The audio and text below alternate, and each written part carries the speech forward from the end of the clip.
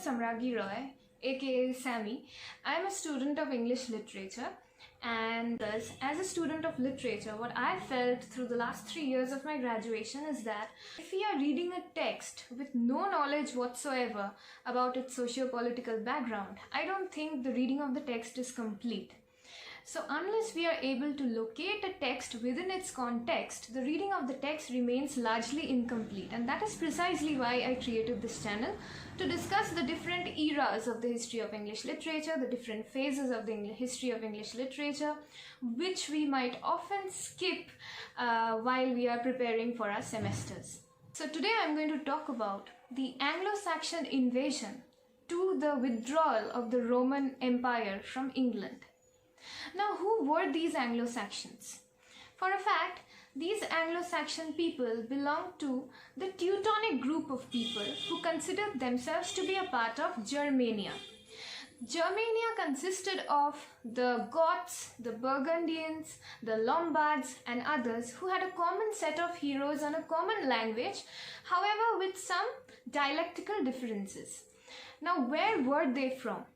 According to Saint Bede, who is an Anglo-Saxon theologian, historian and also a chronologist, the Anglo-Saxons came from three most powerful nations of the Germans. He called them the Germans. And the names of the three powerful nations were the Saxons, the Angli and the Ute. So we have the Saxons, the Angles and the Jutes. The Saxons were said to come from the south of Denmark and the east of Holland. The Angles were said to come from modern Jutland and neighboring islands. And the Jutes were supposed to have come from the country on the east of the lower Rhine River. Now you might ask me, why are the Anglo-Saxons so important? The Anglo-Saxons are important because they invaded Britain in the latter part of the 5th century AD, and then they went about establishing their kingdoms in various parts of England. So Saxon kingdoms were found in the south and southwest of England. Anglian kingdoms were found in the east, north and the Midlands, and the Jutish kingdoms of Kent were found in the southeast.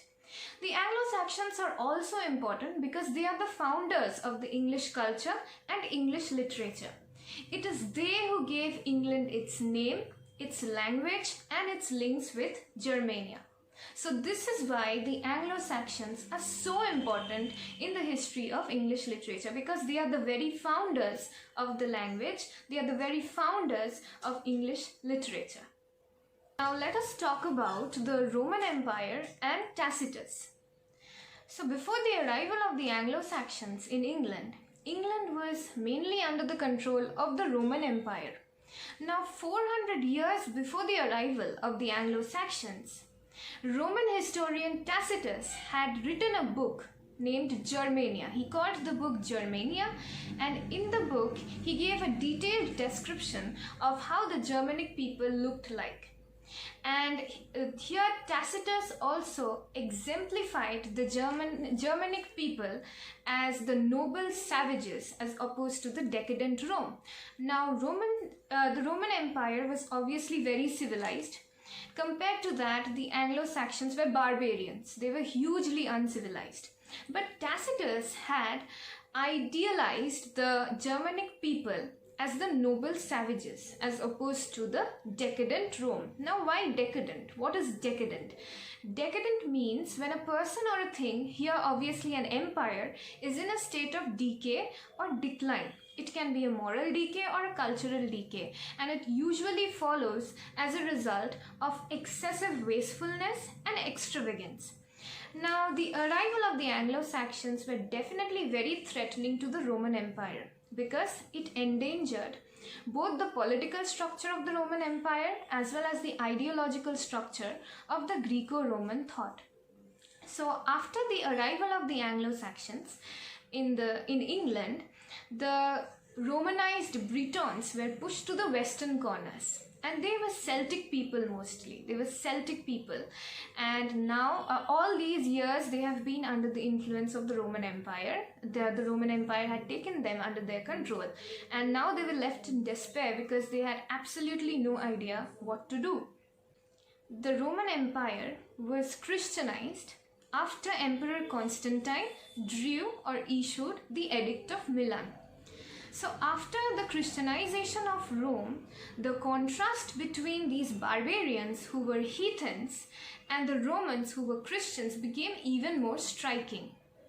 But gradually what happened was that they kind of fused into one, which was like a mixture of the polytheistic pagan religions and Christianity. So this is what ultimately happened. And then as years rolled on, the Roman Empire tried desperately to hold their empire together and prevent themselves from falling apart. But ultimately they had to withdraw from England in 410 AD. Now let's talk about the conversion of the English people to Christianity. The conversion of the English people began in 597 with the arrival of Saint Augustine in Kent. Now Saint Augustine was sent by Pope Gregory the Great, and along with him came a group of other monks who were all given the responsibility of making the conversion successful. Now after he arrived at Kent, the King of Kent, Ethelbert, soon converted to Christianity. But as regards converting the entire England to Christianity, it was a much greater task which required a lot of time. And that was made possible by the arrival of the missionaries from the Church of Ireland and Scotland. They were Celtic missionaries. They came from Ireland and Scotland. However, after the arrival of these missionaries, these two groups of missionaries, one was St. Augustine's mission, which was sponsored by the Church of Rome, and then there was this other group of missionaries from Ireland and Scotland. These ecclesiastics, they had their differences and they often came into conflicts with each other. Now the Synod of Whitby was a meeting that was held in the kingdom of Northumbria, and Northumbria still had an Anglo-Saxon kingdom back in that time. So this meeting was held to decide whether to follow the Celtic missionaries or the Roman missionaries. So after the meeting, King Oswiu of Northumbria decided that he would follow the Roman missionaries, because according to him, the Roman missionaries followed the Church of Saint Peter, who he believed was the holder of the keys of heaven. Now this transition was not a very smooth one. It also had its setbacks and defeats. For an example, King Edwin of Northumbria was killed ruthlessly by King Penda. He was a pagan king of Mercia. After this, there was a complete disappearance of the Christian church or Christianity from Northumbria. Again, it was re-established by Aidan and his followers from Iona, but that was much later.